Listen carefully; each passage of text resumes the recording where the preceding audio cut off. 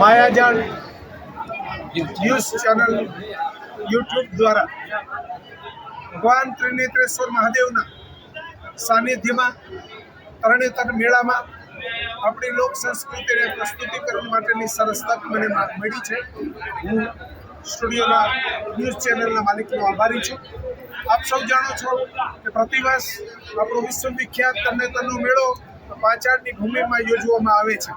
આ ભૂમિ ઉપર આજુબાજુના પાંચાળ ભૂમિમાંથી અનેક લોકો અહીંયા ત્રિનેત્રેશ્વર મહાદેવના દર્શન કરે છે.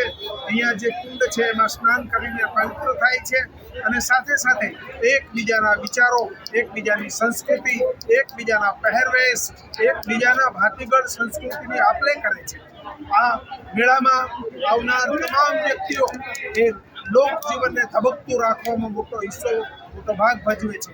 પાંચાળની ભૂમિમાં જ રાષ્ટ્રીય શાયર ઝવેરચંદ મેઘાણીનો જન્મ થયેલો છે. એમને પણ આ તકે સ્મરણ કરી અને આપણે એમને યાદ કરીએ છીએ. જય ત્રિનેત્રેશ્વર મહાદેવ. કાકા, આપને એ પૂછ્યું કે જ્યારે લોક ભાતીગળ મેળો તરણેતર ગ્રામ પંચાયત દ્વારા યોજવામાં આવતો, તો આ મેળાની અંદર કેટલા લોકો 3 દિવસમાં લોકોમાં આવતા હોય છે?